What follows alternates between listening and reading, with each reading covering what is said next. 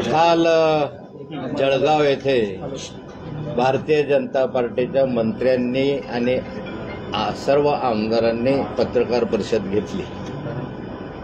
मला वाटतं की सर्व आमदार मंत्री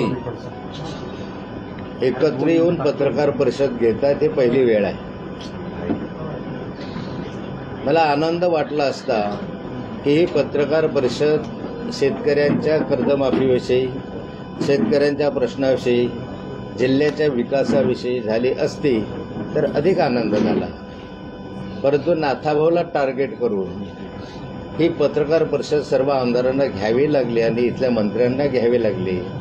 त्यांनी का घेतली पत्रकार परिषद हे मी समजू शकतो, त्यांची मजबुरी मी समजू शकतो। त्यांची इच्छा नसताना त्यांना पत्रकार परिषद घ्यावी लागली हे मला माहिती आहे। त्यामुळे सर्व आमदारांचे वेगवेगळे विषय योग्य त्या वेळी आपण काढू, काय करायचे आहे तर त्या तरीक्याने मांडू। फार मला आपल्या आमदारांवर फारसं बोलायचं नाहीये, कारण हे आमदार मीच वाढवलेले आहे, मीच घडवलेले आहे। आता आपलेच पोर आहे, त्याच्यामध्ये कधी चुकाही घडतात, कधी गौरवही करतात, ते नंतर आपण त्यांच्या संदर्भात समाजासमोर जाऊन मांडू। मूळ प्रश्न असा आहे की सर्व पत्रकार परिषद झाली यांची, पण जी पत्रकार परिषद मुळामध्ये घ्यायची होती किंवा राज्यभर जो विषय चाललाय हनी ट्रॅपिंगचा आणि प्रामुख्यानं प्रफुल्ल लोढाचा, त्या संदर्भात एकही शब्द बोलले नाही, फक्त नाथाभाऊला टार्गेट करत बसले। आणि ह्या सर्वात महत्त्वाचं म्हणजे मंगेश चव्हाणने एक मोठा आरोप नाथाभाऊवर केला आणि तो म्हणजे चारित्र्यावर।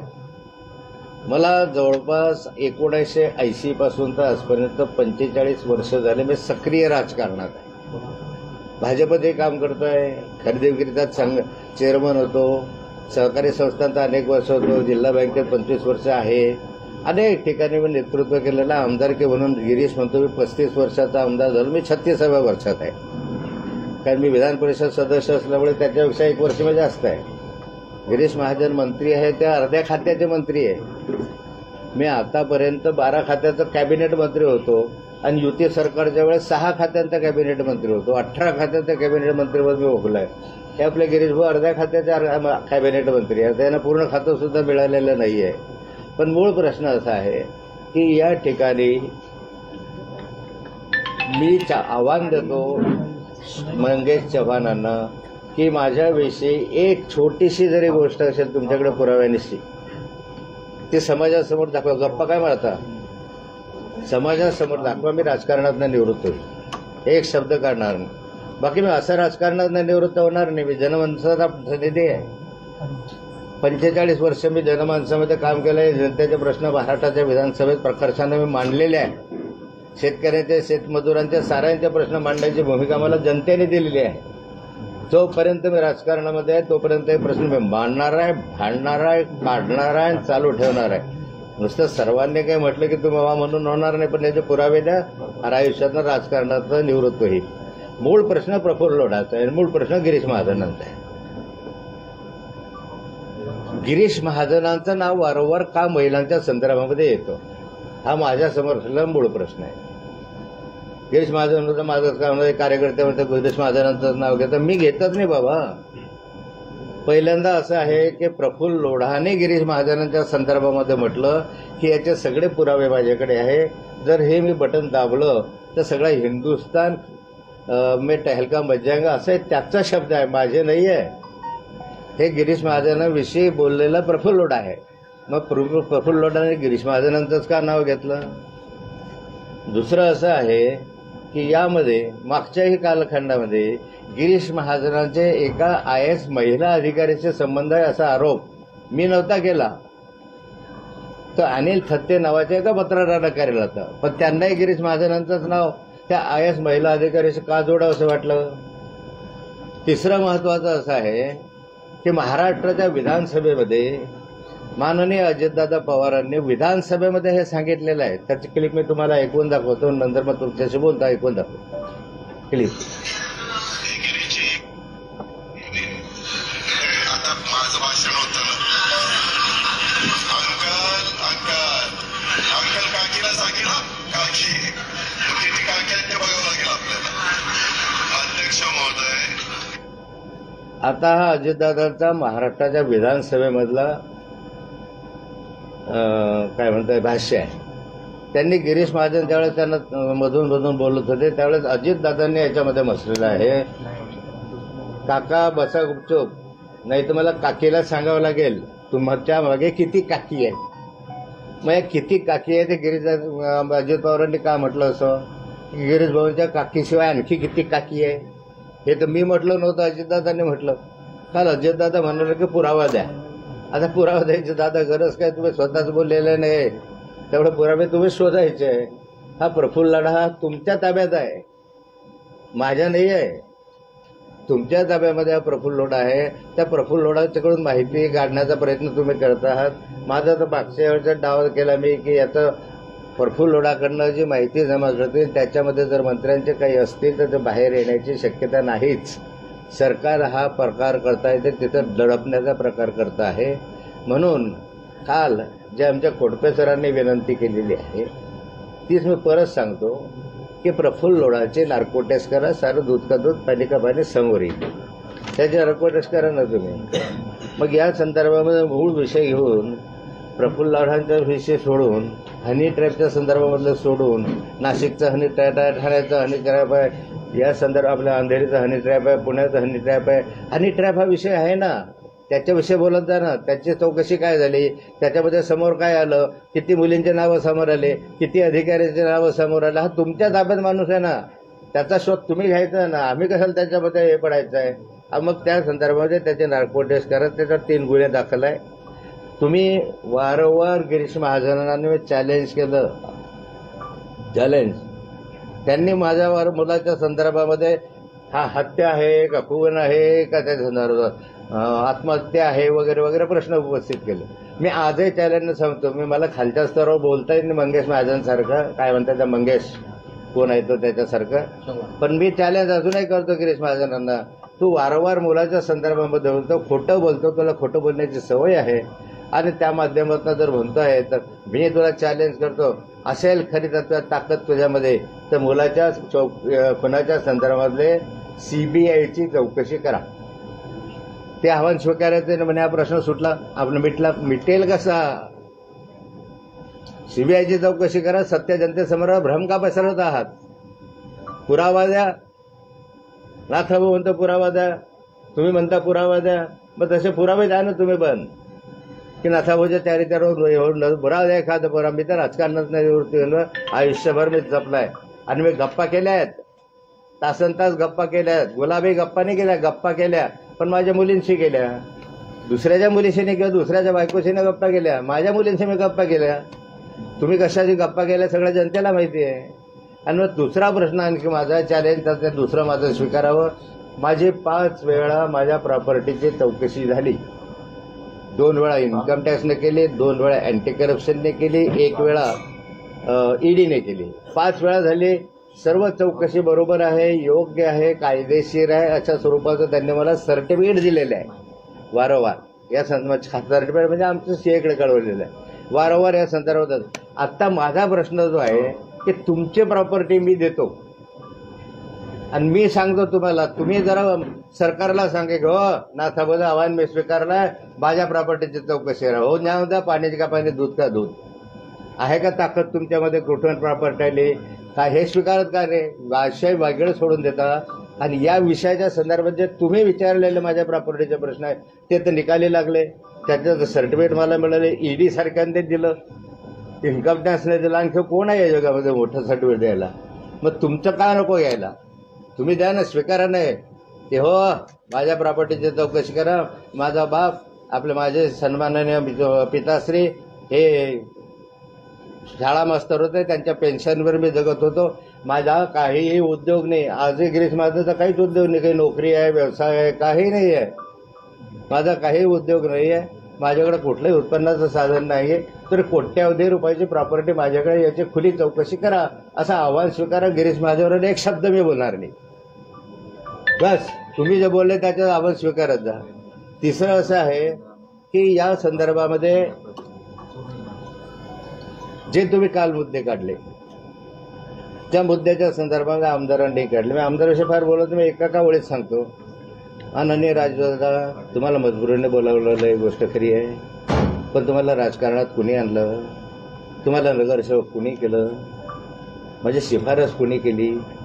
नाथाभाऊने शिफारस केली म्हणून तुम्ही आमदार झाले ना. तुमचं तर कशामध्ये नाव होतं मला माहिती आहे. सगळ्यांनी राजू मामांना तिकीट देऊ नये असा आग्रह धरला होता, कारण राजू मामाचं नाव सेक्स स्कॅन्डलमध्ये होतं.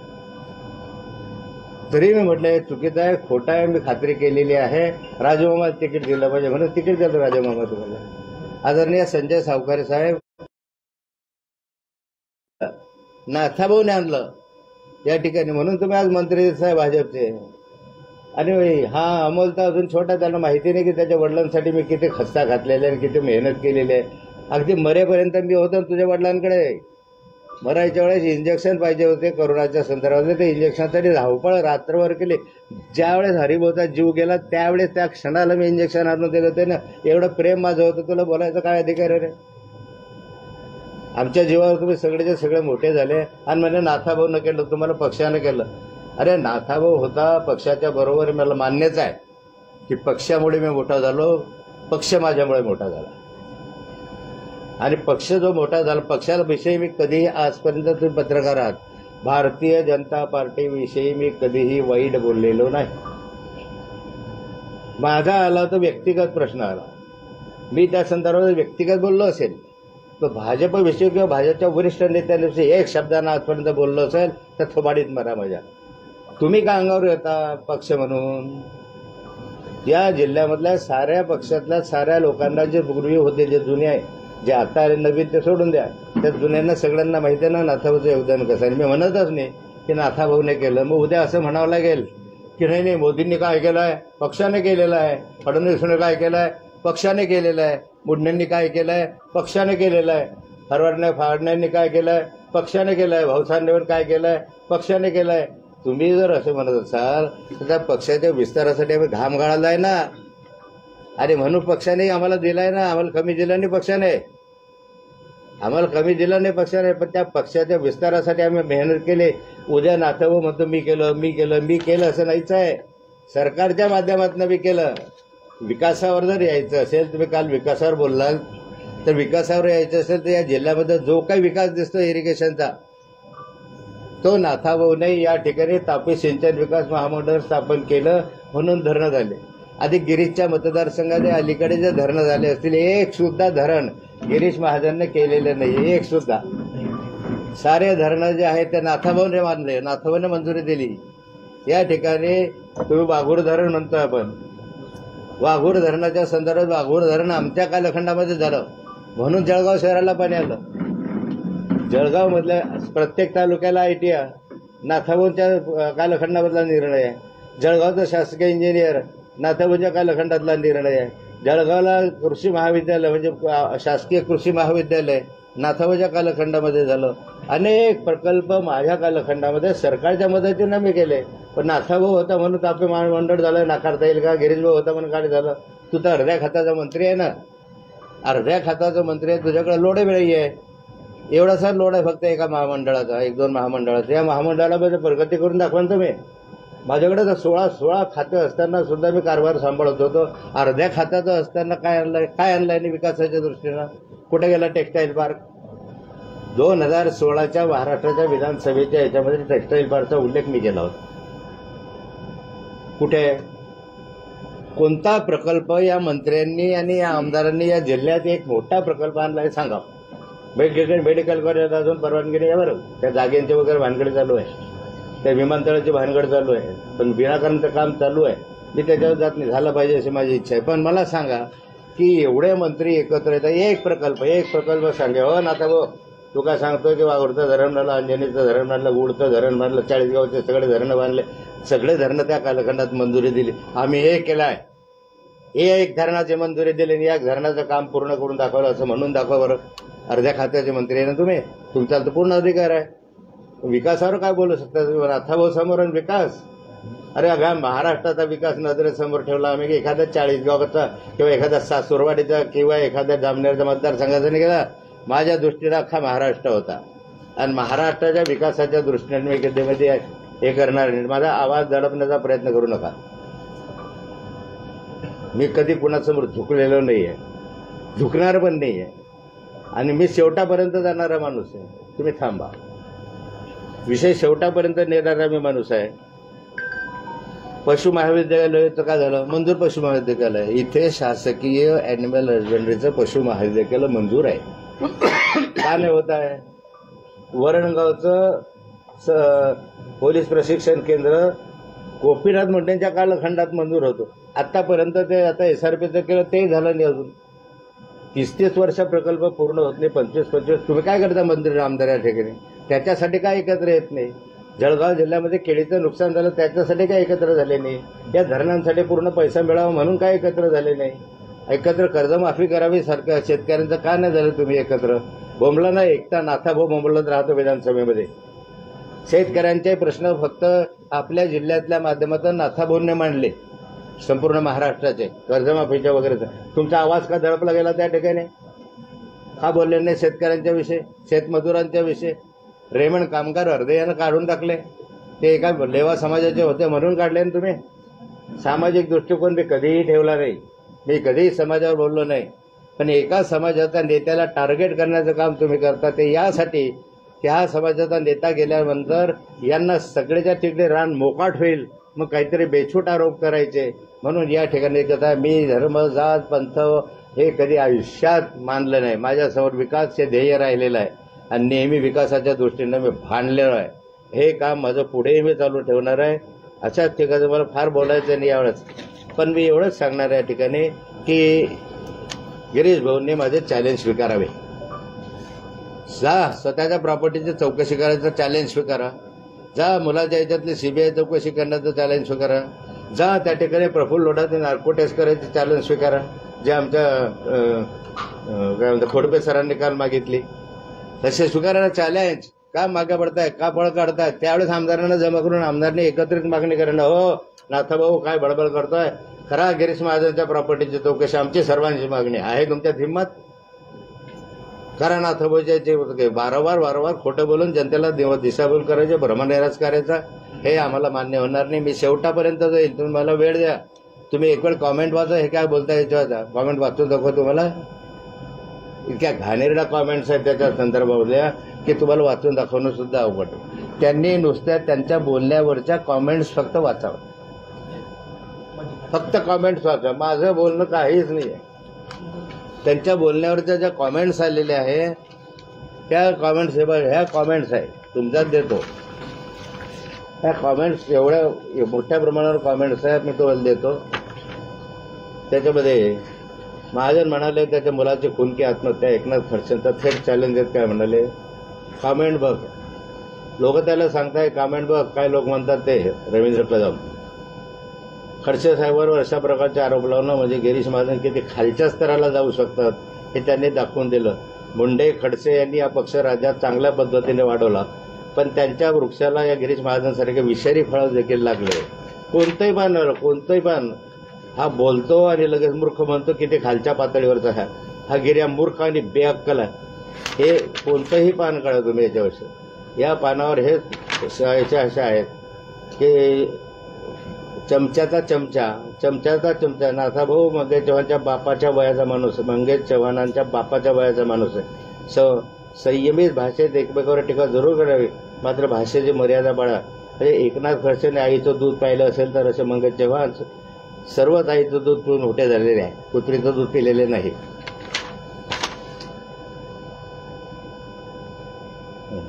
एका वाघासमोर लांडग्यांची फौज जमावी लागते. बाप तर बापच असतो. बाकीचे अनेक आहेत आणि फेक अकाउंटचे तुम्हाला दाखवतो. हे फेक अकाउंट आहे, ते कलर पक्षाच्यामध्ये फेक अकाउंट आमच्याकडे मी काढलं. हे फेक अकाउंट. आता याच्यात आहे माझ्या विषयाच्या टीका आहे त्याच्यात हा की तुम्हाला आता जनतेपेक्षा स्वतःचं वर्चस्व जास्त महत्वाचं वाटतं. कोण म्हणताय? Angel queen beneath. Angel queen beneath एक मुलगी म्हणते. दुसरं, स्वतःच्या अपयशाचं खापर कायम दुसऱ्यावर फोडू नका. कोण म्हणताय? टेरेसा फ्लोरेस मुलगी म्हणते. संदीप देशमुख. महाजन हा चमडी चोर आहे. पूजा खाणार खुर्चीसाठी कोणीही तोंड लावायला तयार, हाच तुमचा इतिहास. ही पण मुलगीच आहे. आता समजा जेमना युजेस सत्ता गेली की तुम्ही अचानक शुद्धाने प्रामाणिक झालात का, ही पण मुलगीच आहे. पुढे प्रबोध शर्मा ह्या सगळ्या मुलींचेच नाव आहे याच्यात. आता हे विलास गायकवाड BHRचे पैसे द्या गिरीश भाऊ तुमच्या हातात असेल तर. त्या फेक अकाउंटवरच्या माझ्याविषयी प्रतिक्रिया, पण त्याच्यातही त्याच्याविषयी चमडी चोर वगैरे म्हणतात. त्याच्याच त्यांचाच अकाउंट फेक आहे. माझं म्हणणं एवढंच आहे, जरा आत्मचिंतन करा आणि जेवढ्या खालच्या कॉमेंट्स आले असतील, जेवढ्या न्यूजपेपर आपल्या याच्यावर काय म्हणतात तुमच्या सोशल मीडियामध्ये, तेवढ्या फक्त वाचा. बाकी काय म्हणून त्याच्यातनं नाथाभाऊ कसा आहे आणि गिरीश भाऊ कसा आहे हे ज्ञान समाजाला झालेलं आहे, ते तुम्हाला पण होईल. बाकीचं मला आता याच्यावर काही बोलायचं नाही. पण मी एक 3-4 दिवसात आणखी येईल. हा विषय गिरीश भाऊ म्हणतात संपलेला आहे, पण हा विषय संपणार नाही जोपर्यंत प्रफुल्ल लोढा जेलमध्ये आहे. माझी वारंवार मागणी राहणार आहे की प्रफुल्ल लोढाची नार्कोटेस्ट केली पाहिजे. त्याच्या संदर्भामध्ये जे काही ते सत्य बाहेर आलं पाहिजे. तुमच्या ताब्यात आहे ना, तुमच्या ताब्यात असताना तर नार्कोटेस्टसाठी वाट कोणाची बघायचे. तुम्ही पुरावे जमा कराल याच्यावर आता विश्वास जनतेचा राहिला नाही, कारण पुराव्यामध्ये मंत्री दिसतील. मंत्री दिसले तर बाहेर तुमचं बदनामी होईल, म्हणून पोलिसच त्याला पकडतील, त्यावेळेस पुरावे जमा करतील. त्याच्यासाठी नार्कोटेस्ट करा, सत्य समोर येईल. आणि जोपर्यंत लोढा प्रकरण चालू आहे तोपर्यंत तुमच्या समोर आम्ही हीच मागणी करत राहणार. भाऊ, तुम्ही जसं म्हटलं होतं फेसबुकला सोशल मीडियामध्ये की लोढाजी माझ्याशी सांगत होते ते गिरीश महाजन यांच्या गुलाबी गप्पा सांगत होते. मंगेश चव्हाणांनी तुम्हाला असं खुलं आव्हान दिलेलं आहे की मलाही मुक्ताईनगरच्या काही लोकांनी तुमच्या गुलाबी गप्पा सांगितलेल्या आहेत आणि मी मुक्ताईनगरमध्ये येऊन ते पुराव्यासकट सांगू शकतो, माझं आव्हान स्वीकारावं. मी माझं आव्हान आहे मंगेश चव्हाणला की एक छोटासा जरी त्याने पुरावा दाखवला आहे, ठीक आहे, राजकारणातलं निवृत्त आहे. मी गप्पा मारल्या ना, नाही थोडं सांगितलं की मी गप्पा मारल्या नाही, पण माझ्या मुलींसोबत मारल्या. मी हवेत गप्पा नाही मारल्या, मुलींसोबत गप्पा मारल्या. तुझ्याजवळ पुरावा असेल तर मी असं म्हणू शकत नाही ना तुझ्या माईचं दूध प्यालेलं असे खालचे शब्द मी वापरू शकत नाही. तू जो वापरतो ते त्याने आणावे, सांगावे की ना हे असं आहे. आता हे प्रश्न मी सुरू केलेलेच नाही, प्रफुल्ल लोढाने सांगितलंय की गिरीश महाजनचे माझ्याकडे हे, मी बोलतच नाहीये. तुम्ही माझ्या एवढ्या अंगावर माझ्या काय येत आहेत, जा ना प्रफुल्ल लोढाच्या अंगावर. कुणीतरी तुम्हाला दाबलं म्हणूनच पत्रकार परिषद घ्यावी लागली की नाही, कुणीतरी झपकवलं यांना. मला भाजपच्या काही मोठ्या पदाधिकाऱ्यांनी सांगितलं, नाथाभाऊ खूप शिव्या घातल्या, ते काय रे तुम्ही का बोलत नाही, कुणी का बोलत नाही, मी एकटाच बोलतो, माझ्या अंगावर येतं आणि तुम्ही काय करता, जा. मग आता त्याच्यानंतर दुसऱ्या दिवसाचा सगळे बोलायला लागले. हो, आणि त्या प्रकारानं जर आपण बघितलं एकंदरीत तर सगळ्या गोष्टी म्हणजे ज्या आहेत त्या अशा पडद्याआडच आहेत. उघडपणे काहीच समोर आलेली नाही की हनी ट्रॅपची तक्रार दाखल झाली, 2-2, 3-3 गुन्हे दाखल झाले, परंतु तो हनी ट्रॅप कशा स्वरूपाचा होता हे अद्यापही पोलीस म्हणजे सांगत नाहीये किंवा माध्यमांसमोर येत नाही. या गोष्टी पोलिसांनी सांगितलं पाहिजे ना उघडपणे, नाही तर नेहमी पत्रकार परिषद घेतात पोलीस. पत्रकार परिषद घ्यायचं नाही तर पोलिसांनी हे सगळे माहिती ओपन केले पाहिजे की खरं काय वस्तू ते सांगा ना. 3-3 FIR दाखल झाले, त्याला 15-15 दिवस होऊन राहिले. 15 दिवसामध्ये काय प्रोग्रेस झाली, काय चौकशी झाली, काय जप्त केलं, काय तथ्य आहे, हे तर पोलिसांनी सरकारने जाहीर केलं पाहिजे याच्या संदर्भामध्ये. ते मला म्हणतात की जळगावमध्ये सेक्स स्कॅन्डल झालं आणि बदनाम केलं. कशाचा बदनाम केलं, 14 वर्ष शिक्षा झाली. सेक्स स्कॅन्डलच्या संदर्भात जेव्हा काढलं 1760 गोष्टी बाहेर आल्या, 30-35 मुलींना न्याय मिळाला. जवळपास त्या याच्यामध्ये 7-8 गुंडांना 14-14, 12-12 वर्ष, 6-6 वर्ष शिक्षा झाली. काढलं नसतं तर झाले नसते. महानगरपालिकेचा भ्रष्टाचार काढला, सुरेश जैनला बदनाम केलं असं म्हणतात. अरे अजून तुम्ही जेलमधून बाहेर आले नाही ना. गुलाबराव देवकर जेल भोगली ना त्या प्रकरणात. सत्य आहे म्हणून भोगले की नाही, अजूनही आहे ना, शिक्षेला स्थगिती आहे. मी काढलं नसता त्या भ्रष्टाचार पचला असता की नाही, अजून तर 3 भ्रष्टाचार बाहेर नाही याचे, विमानतळाचा वगैरे वगैरे. त्याच्यात अजून चौकशा सुरू व्हायच्या, सुटणार नाही आहे. जे नाथाभाऊ मागे लागला त्याच्यामधून जे काही आहे ते सत्य बाहेर आलं. मग ते जळगाव महानगरपालिका जो सेक्स स्कॅन्डल असं याच्यामधूनही प्रफुल्ल लोढाने काय तुमच्याकडे दिलं, काय निघालं, सरकारने जाहीर करावं, म्हणजे हा विषय संपेल. काल त्यांनी पत्रकार परिषदेमध्ये काही गुन्हे नाताबोंदी जबरदस्ती दाखल केलेले आहेत. आतापर्यंत पदाधिकाऱ्यांना संपवण्याचं काम, भाजपाच्या पदाधिकाऱ्यांना असतील यांना संपवण्याचं काम एकनाथ खडसेंनी केलेलं आहे आणि एकनाथ खडसेंचं हे काम असंच असतं असं त्यांनी पुरावे सकट दाखवलेलं आहे. कोणते पुरावे? की कोणाकोणावर गुन्हे दाखल केलेले कोणाकोणावर सांगा ना तुम्ही, कोणाकोणावर तुम्ही सांगा कोणाकोणावर दाखल केले. उलट माझ्यावर खोटे गुन्हे दाखल झाले. माझ्यावर काय संबंध आहे ईडीचा? मला सांगा की ईडीचा माझा काय संबंध आहे? तुम्ही समजून सांगा. मी आणखी 10 वर्ष जेलमध्ये आहे. यांनी गिरीश महाजन वगैरेंनी ईडीचे खोटे गुन्हे माझ्यावर दाखल केले. मी जामीनवर आलो, यांच्या मदतीने ना आलो. महाराष्ट्रामध्ये देशामध्ये पहिलं उदाहरण आहे की नाथाबू आणि त्याचे मिसेस हे अटक न होता मला सुप्रीम कोर्टानं जामीन दिलाय. पहिलं उदाहरण आहे. मी कुणाच्या उपकाराने नालो. माझे जावई जेलमध्ये यांनी जबरदस्तीने टाकले. काय संबंध नसता एका चांगल्या माणसाला अडकवण्याचा प्रयत्न केला यांनी. अडकवायचं असतं तर यांच्या जावयांच्या परावर कशा प्रॉपर्टी आल्या, कुठून आल्या, याची उत्तरं का मिळत नाही? मी कधीही कुणावर अन्याय केला नाही. माने माझ्या हातात सत्ता असती तुम्ही यांना आतापर्यंत सोडलंही नसतं. खरं म्हणजे आता या प्रफुल्ल लोढाला वगैरे मी काढलेच असते माहिती सगळी. पण सत्तेच्या जोरावर हे प्रफुल्ल लोढाकडची माहिती दडपतात असा माझा संशय आहे. तो बघायला गेलं तर जे प्रफुल्ल लोढा आहे अद्यापही भाजपाचे कार्यकर्ते म्हणून मानले जाते. अद्यापही त्यांच्याकडे भाजपाचं आता गिरीश महाजनांनाच प्रश्न मी विचारतो की प्रफुल्ल लोढा दारुडे आहे, प्रफुल्ल लोढा नालायक आहे, प्रफुल्ल लोढा चोर आहे, प्रफुल्ल लोढावर लासलगावला 30 लाख का 25 लाख खंडणी देण्याच्या संदर्भातला गुन्हा दाखल आहे. असं सगळं असताना तो शुद्ध करण्यासाठी भाजपमध्ये तुम्ही माननीय उपमुख्यमंत्र्यांच्या उपस्थितीत का प्रवेश दिला? आजही तो भाजपचा आहे, आजही आहे. त्या ठिकाणी प्रवेश देत असताना मुख्यमंत्री सहायता निधीचा रामेश्वर नाईक उपस्थित होता. मग तुम्हाला जर माहित होता इतका गुंड आहे, इतका बदमाश आहे, जो खंडणीचे गुन्हे दाखल आहे, हा लबाड आहे, हा दारुडे आहे, हे सगळं तुम्ही बोलताना मग भाजपमध्ये काय घेता त्याला? आजही भाजपमध्ये असं म्हणा की याला भाजपतून काढून टाकला हवं. पण पुरावा आहे माननीय मुख्यमंत्र्यांच्या समोर, तुम्हाला पेढा भरवल्याचा पुरावा आहे. मग कसं काय घेतलं असं? असे नालायक माझं भाजपमध्ये घेतले कसे? आणि आता कोणते भाजपमध्ये जे आहेत त्याच्यामध्ये किती लोक तुम्ही घेतलेले आहेत असे लोढासारखे? सांगा ना जरा. तो आपल्यावर आरोप चालले होता आपण भाजपात स्वतः पदाचा राजीनामा केला होता. मात्र भाजपाच्या एवढ्या लोकांवर आरोप होता, मात्र अद्यापही भाजप कुठल्या हे बघा, माझ्यावर आरोप झाला नुसता की तुम्ही एक मीटिंग घेतली आणि कॉन्फ्लिक्ट ऑफ इंटरेस्टसाठी तुम्ही राजीनामा दिला पाहिजे. माझा काही आर्थिक संबंध नव्हता. मी काही जमीन खरेदी केलेली नाही. 1 रुपयाचा माझा दुरान्वय कोणत्याही व्यवहाराशी संबंध नाही. माझ्यावर ईडीचा गुन्हा का दाखल झाला?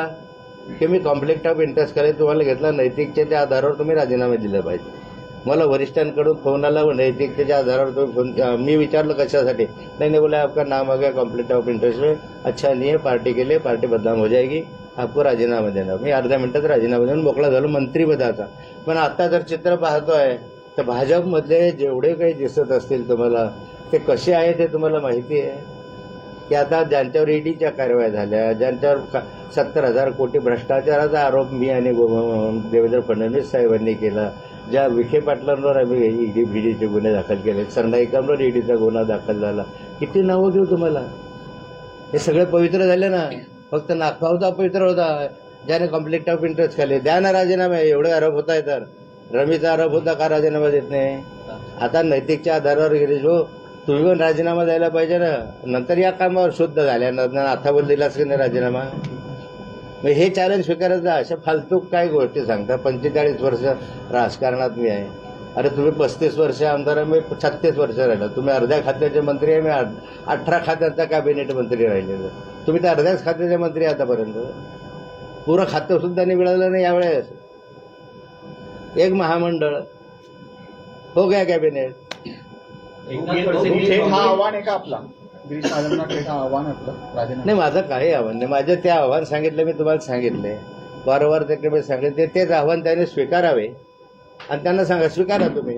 मंगेश चव्हाणांनी मीटिंग कालच्या मंगेश चव्हाणांनी आमदारांचा एक सूर टायमिंगनुसार होता की या वादामध्ये विकासाकडे दुर्लक्ष होतंय, जिल्ह्याचं नुकसान होतंय. 2 बड्या अरे मी तर विरोधी पक्षाचा एकटाच माणूस आणि मी कोणता विकासाकडे दुर्लक्ष करणार आहे? तुम्ही सगळे सगळे सगळे म्हणता आमच्या संस्था आमच्या आहे, सारे आमदार तुमचे आहे, सारे खासदार तुमचे आहे, केंद्रीय मंत्री तुमचे आहे. विकासाकडे मी दुर्लक्ष करतो का सत्तेमध्ये लोक दुर्लक्ष करतात? मी तर माझा विरोधी पक्ष म्हणून भूमिका वाजवतो आमच्या धरणांना पैसा द्यावा, आमच्या शेतकऱ्यांचं कर्जमाफी करावं, 7/12 कर्ज माफी करावा, शेतकऱ्यांना युरिया मिळावा, शेतकऱ्यांना वीज नियमित मिळावी, गोंधळ गडबड कायदा सुव्यवस्थेच्या संदर्भातले असतील, नार्कोटिक्सच्या संदर्भामधले असतील. 40गावला आता नार्कोटिक्स पकडलं, पण मागच्या 15 दिवसापूर्वी पकडलं तर नार्कोटिक्सचा माल गेला कुठे? या संदर्भात प्रश्न विधानसभेत विचारतो ना मी. माझं विरोधी पक्षाचं काम करतो. तुम्ही सत्ताधारी लोकांनी केलं म्हणजे सावकार साहेब एखादी सूतगिरणी उभी करा, एखादं टेक्स्टाईल पार्क आणा, आम्ही स्वागत करू, फार हाल घालून सत्कार करू. काय शून्य काम आहे, शून्य. मंत्री असून त्याचा धडाधड निर्णय नाथाभाऊ घ्यायचा या जिल्ह्यासाठी. का निर्णय घेता येत नाही तुम्हाला? संजय सावकार आता त्या पदाचे मंत्री आहेत विभागाचे, आता 1 वर्ष झालं वस्त्रोद्योग मंत्री आहे. मंगेश चव्हाणांनी काल एकनाथ खडसे साहेब सोयीचं राजकारण करतात. लोकसभेच्या वेळेस सुनेचा प्रचार केला आणि लोकसभा झाली, तसं पुन्हा पक्ष बदलला. असं दाखवावं की मी सुनेचा प्रचार केला. मंगेश चव्हाणांनी परत हे अशा गप्पा मारतात ना. मी तर घरीच होतो. मंगेश चव्हाणांनी परत एकदा असं म्हटलंय आपल्याला की तुम्ही म्हणतात की सतत मी मंत्रिपदावर असताना असा विकास केला, अशी कामं आणली जिल्ह्यातली. तर त्यांनी तुम्हाला असं आव्हान दिलंय की तुमच्या कार्यकाळात झालेली कामांची यादी किंवा मूळ रक्कम तुम्ही दाखवावी, आणि गिरीश महाजन यांच्या कार्यकाळात झालेली कामांची यादी आम्ही दाखवतो. जर तुमची कामं जास्त निघाली तर आम्ही तुमचा जाहीर सत्कार करू. चालतं. मी सांगतो तुम्हाला एकच, मंगेश चव्हाण फार छोटा माणूस आहे. खरं म्हणजे त्याला एवढा भाव द्यावा अशी माझी इच्छा पण नव्हती. पण तुम्ही प्रश्न विचार, नाही तर तो कोण? नाथाभाऊ कुठे? तुम्ही कुठे? या जिल्ह्यामध्ये जे काही विकास झाला असेल त्या विकासामध्ये योगदान सरकारच्या मदतीनं का होईना नाथाभाऊचं राहिलेलं आहे. एक धरण गिरणा धरणने बांधलं. सांग एवढं गिरणा धरणाच्या किमती एवढं कोणतं धरण तुम्ही बांधलं? एक या ठिकाणी अंजनी धरण माझ्या कालखंडात झालं, गोड प्रकल्प माझ्या कालखंडात झाला, 40गावचे 7 प्रकल्प माझ्या कालखंडात झाले, 40गावच्या 8 आपल्या जामनेरचे 8 प्रकल्प माझ्या कालखंडामध्ये सरकारच्या मदतीनंच मंजुरी मिळाली. त्या ठिकाणी जो कमानी तांडा आहे जामनेरमधला तो माझ्याच कालखंडामधला, पौरमधला जे देऊळगाव गोगडी नाला हा माझ्या कालखंडामध्ये पूर्ण झाला, मुक्ताईनगर उपसा सिंचन आमच्या कालखंडात मंजुरी दिली, जळगाव बोदवड आपलं पुरा काकोडा बोदवड उपसा सिंचन माझ्या कालखंडात झालं, वरणगाव उपसा सिंचन आमच्या कालखंडामध्ये मंजूर झाली. आता काम पूर्णत्वास आलेलं. शेळगाव बॅरेज आमच्या कालखंडातलं झाले, अंमळनेर बॅरेज आमच्या कालखंडातलं झालं, वाघोर धरण आमच्या कालखंडातलं झालं, गिरणा नाही झालं, गावावर झालं. वाघोर धरण, सारंगखेडा, सुलवाडा, प्रकाशा सारे बॅरेजेस आमच्या कालखंडामध्ये झाले, सिंदखेड्याचे प्रकल्प आमच्या कालखंडामध्ये झाले. आमच्या किती आणखी तर मला पाठही नाही, मी तर विसरून नाही गेलो, इतके काम आहेत. आता याची बेरीज करा. आणि एक काम असं गिरीश भाऊंनी सांगितलं, एक काम पूर्णत्वास 25 वर्ष गेले ना तुम्ही. 10 वर्ष मंत्रिमंडळात आहे, मी 2 वर्ष होतो. इरिगेशन मंत्री फक्त 2 वर्ष होतो. 2 वर्षात एवढे प्रकल्प इरिगेशनचे मार्गी लावले. तुम्ही 10 वर्ष तुमच्याकडे खातं, अजूनही अर्ध्या खात्याचे मंत्री आहात तुम्ही. आजही लावा ना मार्गे. विकासावर तर झालं, मी तर एकदम मला वाटतं की सगळं सोडून द्या, लोढा फिडा आणि चर्चा विकासावर होऊ द्या की नाथाभाऊ काय केलं आणि मी काय केलं. सगळ्या कामाच्या संदर्भामध्ये सरकारचा जेवढा उपयोग करून घ्यायचा. कृषी महाविद्यालय सरकारचं आम्हीच आणलं, वरणगावचं पोलीस प्रशिक्षण केंद्र आमच्याच कालखंडामध्ये झालं, प्रत्येक तालुक्याला ITI आमच्याच कालखंडात झालं, जळगावचं महिला ITI आमच्याच कालखंडात झालं, जळगावचं शासकीय इंजिनिअरिंग कॉलेज आमच्याच कालखंडामध्ये झालं. नाथाभाऊनेच पुढाकार घेतला आहे सगळ्यांच्या गोष्टीला. हे आम्हीच केलेलं आहेत ना. तुम्ही ज्यावेळेस मंगेशजी तुम्ही तुमच्या मतदारसंघातले तरी तलावातल्या धरणाखालच्या क्षेत्रातल्या लोकांना आज विचारा, अरे धरण कोणी बांधलं? 100% लोक होतील ना नाथाभाऊने बांधलं. तुम्ही न बांधलं असं नाही म्हणत. गिरीश महाजनांच्या मतदारसंघात जाऊन म्हणा की हे धरणं कोणी बांधले, एकूण एक माणूस जरी विरोधक असेल तर म्हणे नाथाभाऊने बांधलं. तुम्हाला काय पुरावा पाहिजे विकासाच्या संदर्भामध्ये? अजून तुम्हाला लक्षातही राहत नाही इतके विकास कामं त्या कालखंडात. पूल बांधले मोठे मोठे पूल झाले त्या काळात. डेअरीचा पूल झाला, तिकडचे 4-5 पूल, पिंपरीनांदू असेल, पुरा असेल, जे तालुक्यात जोडण्याचे पूल आम्ही बांधले. कितीतरी पूल बांधले, कितीतरी. अरे सर्वात महत्वाची बाब आहे तालुक्यात जिल्ह्यातली केली असेल तर 100 कोटी रुपये त्या काळात अर्थमंत्री असताना 97-98ला 100 कोटी रुपये मी या सगळ्या उपसा सिंचन योजनेचं जे कर्ज आहे ते माफ केलं. जळगाव जिल्ह्यातलं 100 कोटी 110 कोटी रुपये माफ केले म्हणून जिल्हा बँक जिवंत राहील. त्यात जिल्हा बँक मेली होती. आज शेतकरी त्याच्यात मेला होता कारण त्याच्या सातबाऱ्यावर उतार्यावर लागले होते सगळे. एक फटक्यानं मी अर्थमंत्री असताना निर्णय घेतला नाही, आमच्या जिल्ह्यामधले सहकारी उपसा सिंचन योजनेचं कर्ज माफ करून टाकलं. आहे ताकद तुमच्यात? त्यावेळचे 100 कोटी म्हणजे आताचे 1000 कोटी आहे का ताकद एवढी? ना आता बोला विकासाच्या संदर्भात नका बोलू. म्हणूनच तो तुम्ही असे म्हणता की मग काही गुलाबी गप्पा मारल्या मग हिरव्या गप्पा मारल्या. त्या माझं काम नाही रे या वयामध्ये. माझं वय आहे का गप्पा मारायचा होता? उभ्या आयुष्यामध्ये कोणी काही बोललं नाही मला. उभ्या आयुष्यामध्ये माझ्या चारित्र्यावर कोणी शंका घेतली नाही. मग दुसरं काहीच सापडत नाही तर हे घातलं चालेल स्वीकार सापड आण तिकडे कोथळ्याला येऊन काढणं मुक्ताईनगरला घर तो माझ्या घरासमोर येऊन काढ. पण दाखव ना काहीतरी. तुम्हाला म्हणतो दाखव, मी म्हणतो लोढा दाखवेल. चॅलेंज स्वीकारायचं आणि दुसरीकडे मत वळवायचं. माझा 100% सरकारवर आणि यांच्यावर आरोप आहे की प्रफुल्ल लोढा प्रकरणाचा जो आज चालू चर्चा आहे ह्या चर्चेचा रोख दुसरीकडे वळावा म्हणून ते आता एकनाथ खडसेंना टार्गेट करण्याच्या मागे आहे. प्रफुल्ल लोढाचा विषय बंद झाला पाहिजे, गिरीश महाजनचा विषय बंद झाला पाहिजे आणि म्हणून एकनाथ खडसेंना टार्गेट करा तेवढं येईल. पण मी तसं होऊ देणार नाही. ते नाशिकचं हनी ट्रॅपिंगचं प्रकरण असो, प्रफुल्ल लोढाचं असो, पुण्याचं असो, जोपर्यंत त्याचे निष्कर्ष बाहेर येत नाही तोपर्यंत आम्ही सर्वजण त्याचा पाठीशी लागू. तरी भीती आहे म्हणून त्यांनी आमदारांना पुढे केलं असं वाटतं आपल्याला. आता मला विषय प्रफुल्ल लोढा प्रकरणात आणखी काही महत्वाचे प्रस्तावित किंवा आपल्या काही कोणी लोकांशी संवाद झालेला आहे का? काय माहितीये का, अनेकांशी आता या 8 दिवसामध्ये संवाद झाला, संपर्काला काही फोटोग्राफ्स आले आहे. पण मी विश्वास ठेवणार नाही. काही मार्फ असतात, काही खोटे असतात. जोपर्यंत सत्यता होत नाही तोपर्यंत मी ते प्रकाशित करणार नाही, बाहेर येणार नाही. परंतु माझ्याकडे लोक येत राहिले की माझ्याकडे हा पुरावा आहे, असा पुरावा. म्हटलं पुरावा द्या, लाईव्ह असला पाहिजे तर फारच चांगलं. परंतु आता मी याच्यावर विश्वास ठेवणार नाही. कारण मी प्रफुल्ल लोढावर विश्वास ठेवला म्हणून अख्ख्या महाराष्ट्रात बदनाम झालं. शिडी दाखवणार आहे, शिडी दाखवणार. हा प्रफुल्ल लोढाच मला शिडी देणार होता ना. पण त्याने वेळेवर टांग मारली म्हणून मी बदनाम व्हायला लागलो. शिडी शिडी शिडी शिडी. पण आता मी तसं करणार. पुरावा असले तर तुम्हाला दाखव. या सीडीबाबतच मंगेश चव्हाण काल बोलले होते की एकनाथराव खडसेंवर ईडीची कारवाई झाली तेव्हा खडसे बोलले होते की आम्ही सीडी दाखवू आणि त्यांनी मिनिटाचा हिशोब काल प्रेस कॉन्फरन्समध्ये दिलेला आहे. तर एकनाथराव खडसेंनी अजूनपर्यंत का सीडी दाखवली नाही सांगितलं नाही. तुम्ही जरा ऐकता कमी.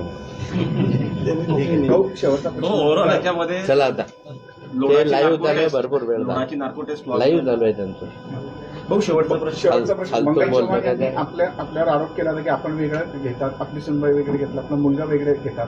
आपण ज्यावेळेस सत्तेत असताना अनेक अधिकाऱ्यांच्या बदल्या वगैरे करताना अरे एक काम दाखव रे. बदल्या करत असताना पैसे घेतले असते तर बंगल्याचे बंगले बांधायला असते ना. आमदार झाल्यावर माझ्या प्रॉपर्टीचं चौकशी केली तर माझी खरी प्रॉपर्टी आता.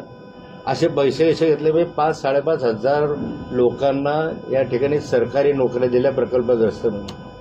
माझा दावा आहे तुम्हाला, मी यादी देतो आणि त्या प्रत्येकाकडे जा. 5.5 हजार लोकांकडे नाथाभाऊने पैसे घेतले का विचारा.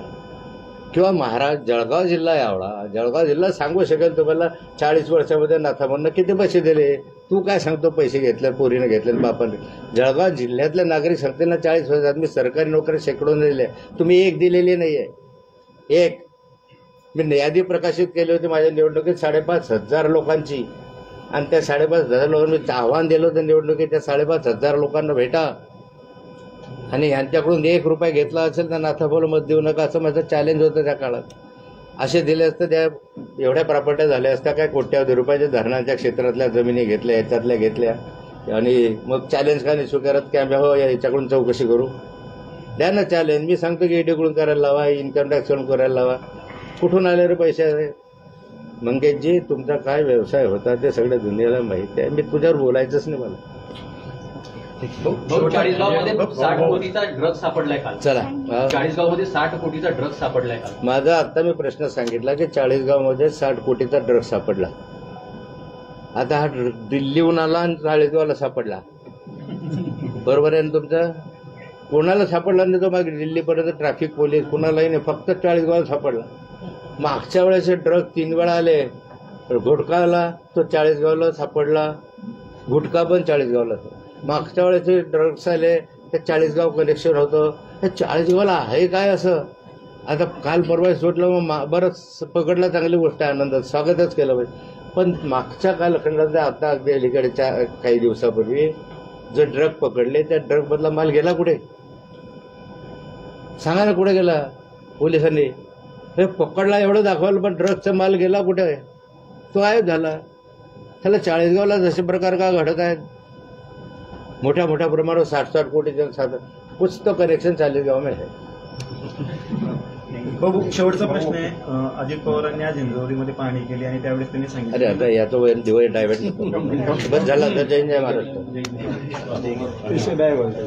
विषय